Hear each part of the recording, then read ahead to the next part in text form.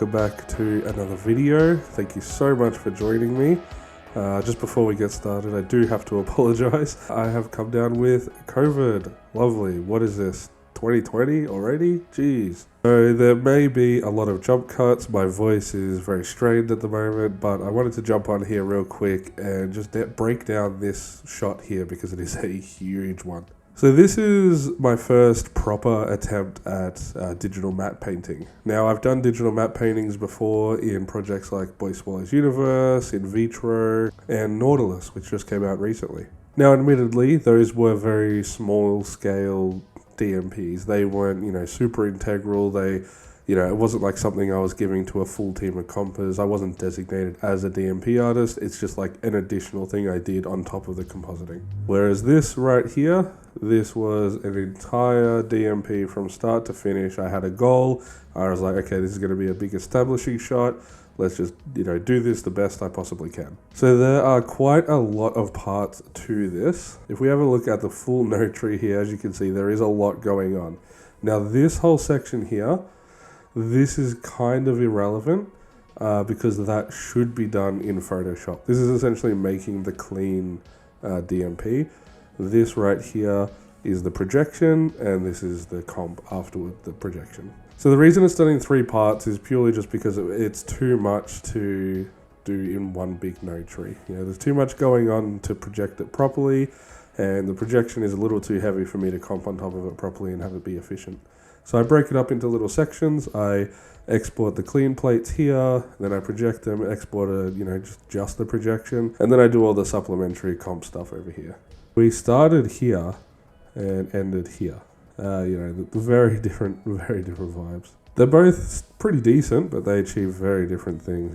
This feels a lot more flat, a lot lighter, a lot happier, whereas this is like very hilly, mountainous, ominous, dark, all the vibes that I was going for originally.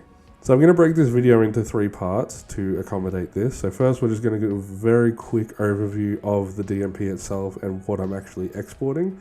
Then we're going to go over the projection, and then we're just going to go over the comp and just show you some little tidbits that I did to kind of push at that last little step. So first things first, the DMP itself. Okay, so I'm going to simplify it and just go over the exports themselves rather than the full DMP, because as you can see, there's lots going on in every section, and it's just going to take way too long to go over. But just to summarize, I went through websites like Photobash, Unsplash, Adobe Stock, all that sort of stuff, and just kind of gathered a bunch of images, some videos even that I just frame held, just really anything that I could use to build up this environment.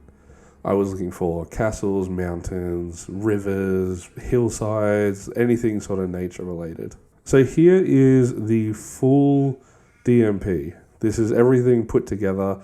This is a little bit outdated and it's obviously pre-projection, but this is basically what everything was looking like put together straight out of this pipe here. And then as you can see, we have 4 individual planes. Now what these planes are exactly that. They're just individual planes in the shot that I'm going to be projecting onto different pieces of geometry. And so it's like foreground, midground, background, and then the sky is its own thing. So if we have a look here, we have the sky, which is just the sky. I added this sun with some extra glow, did a lot of color correction on the sky. That's pretty much all it is. This is projected onto a dome, which you'll see later, just to kind of create a semi-skybox. Probably not the most efficient way to do it, but it got a good result. Next we have the background mountains. These are the ones where they're projected onto cards, not geometry. So, the perspective and the actual, geo of it doesn't really change that much, but we still need that movement. So they're just projected onto cards in front of the sky.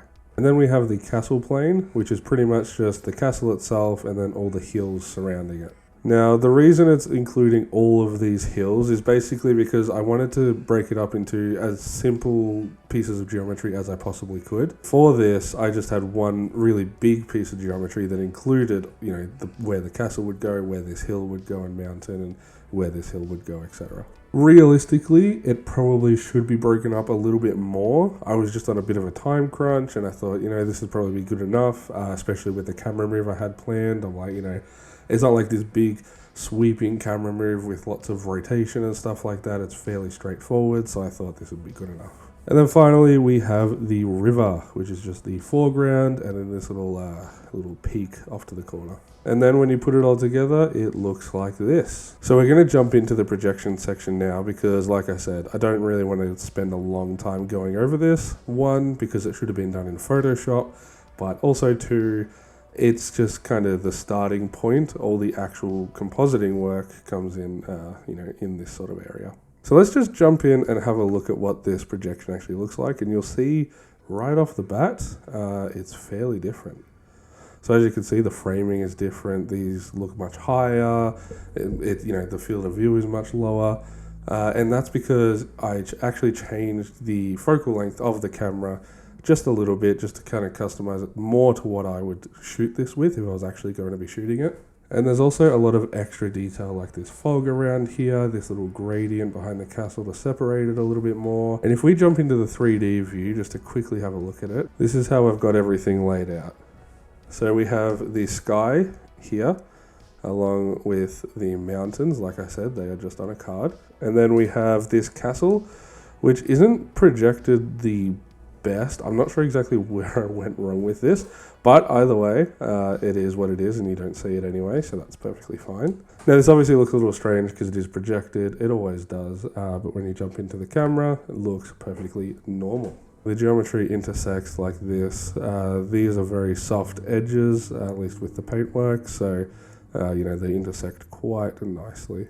Now I built up this geo in Blender. I just made it super simple. I just had a plane that was subdivided a crap ton and then used the proportional editing to move vertices around and kind of get the hilly look, mountains, castle, all this sort of stuff.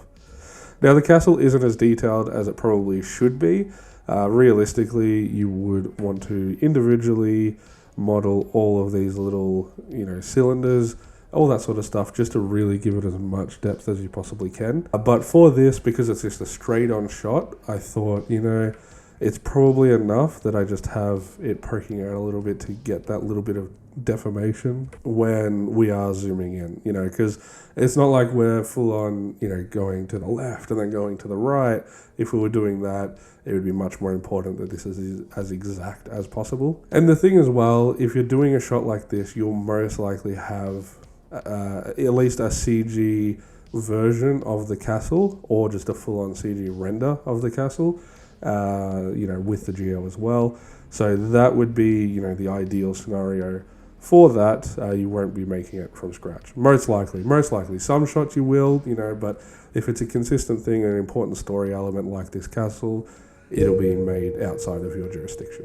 And then in that case, you just import the castle geo into, I'm assuming it would be Maya, but for me it's Blender because Blender is free. I'm not paying for Maya, Jesus. So that's the general idea.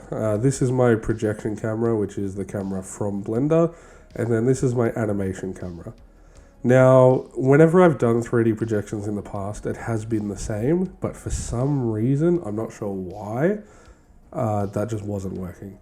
The camera animation wasn't being exported. I think it was just an issue with Blender. That's not an issue you would usually come across because you would be provided the cameras, but I had to do a custom camera here, which starts in the same position, so it's doing the exact same thing. I just had to do it a bit more manually. Some little extras that I added just to really give this as much depth as I possibly could was some fog and just some little life elements. Here we just have some fog elements. If we have a look at them just by themselves, it's just elements like this, various noise patterns with, the grade copied over and stuff like that, just to give it a little bit more depth, as if, there's moisture in the air across the fields. You can see some of the cards here.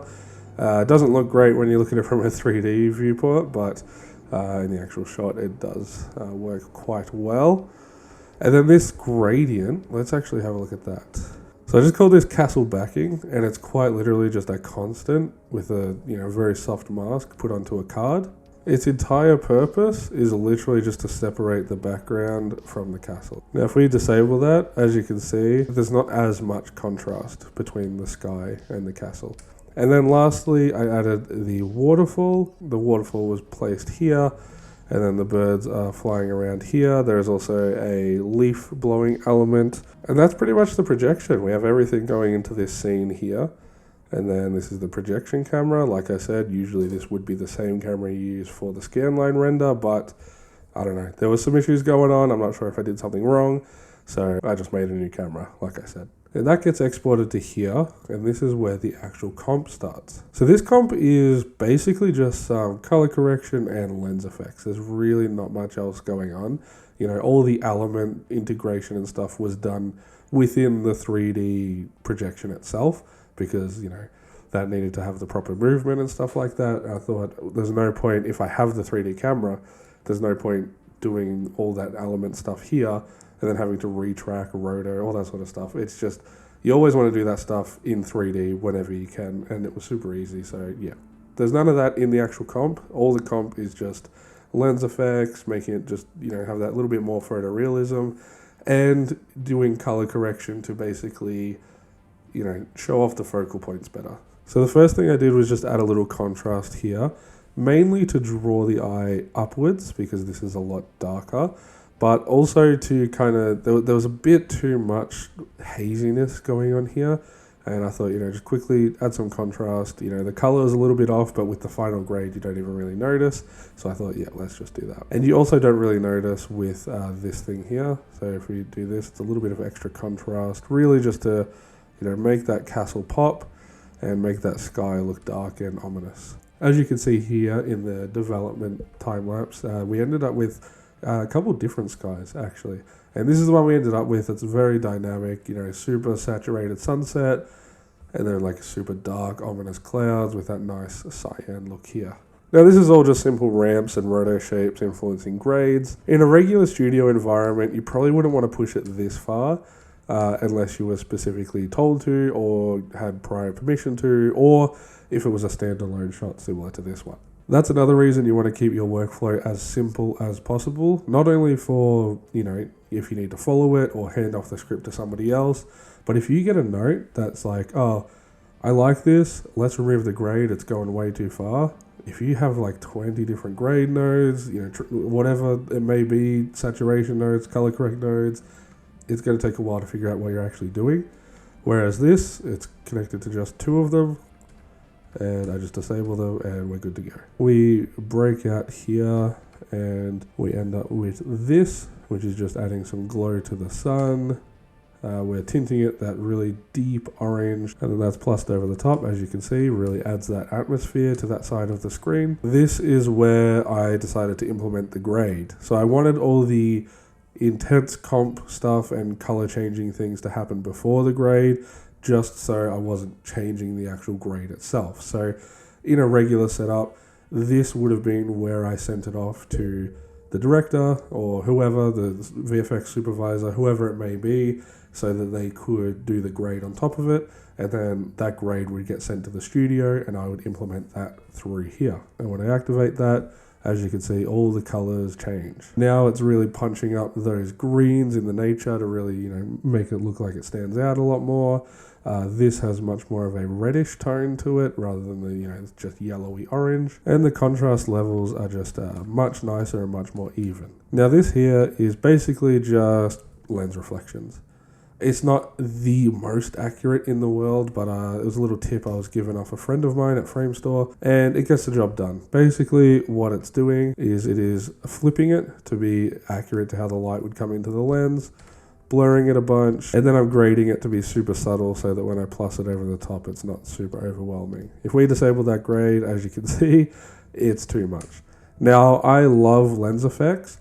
I also do prefer things like reflections and flares to be super subtle, so that's why this was graded down. This is more of just a preference and style thing. Speaking of lens effects, that's what comes up next with my JP lens node. Let's have a look at this. That changes the image quite a bit, but let's go through what it actually does. So first things first, as you can see here, it's adding lens distortion. Now, like I said, I customized the focal length of this shot. I knew it was 35mm. So I changed it to 35mm right here. We also have the anamorphic stuff going on, which is just the edge blur and a slight vignette. And then we have the chromatic aberration. Looking super nice, super lovely. I love chromatic aberration. Might be my favorite thing ever, to be honest. Who knows? Now we do also have lens dirt going on, which is just adding that extra texture to the lens. And then we are moving on to grain. You know, the method doesn't matter as much as the result. You could do things like dust grain. You could use, you know, this grain advanced. You could just use the default grain and just do it the way you want to do it. But I just used this one just because it was super quick and easy. Just turn the saturation down to 0. I'm pretty sure I literally left everything default because I just wanted a quick and easy option. But if we turn that off and on, as you can see, it's just adding that subtle grain. I wanted it to be a film grain sort of thing rather than a digital grain. Then we have a reformat here just to get it into that widescreen format that we like. Now you could really do either. It is framed to, you know, fit this regular 16:9.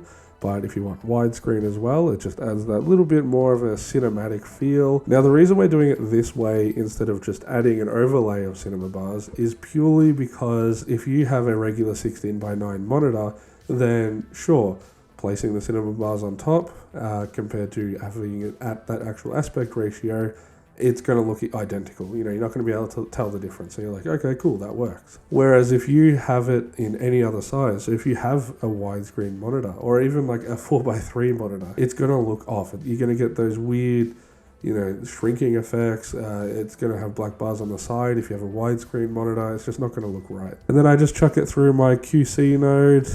Didn't bother checking anything. It was just more of a mental checklist. And then of course we write it out and we have our final shot.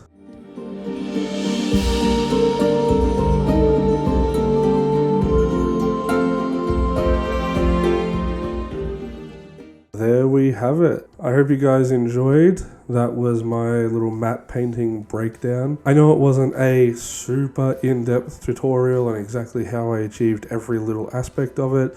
It was more so just showing the process.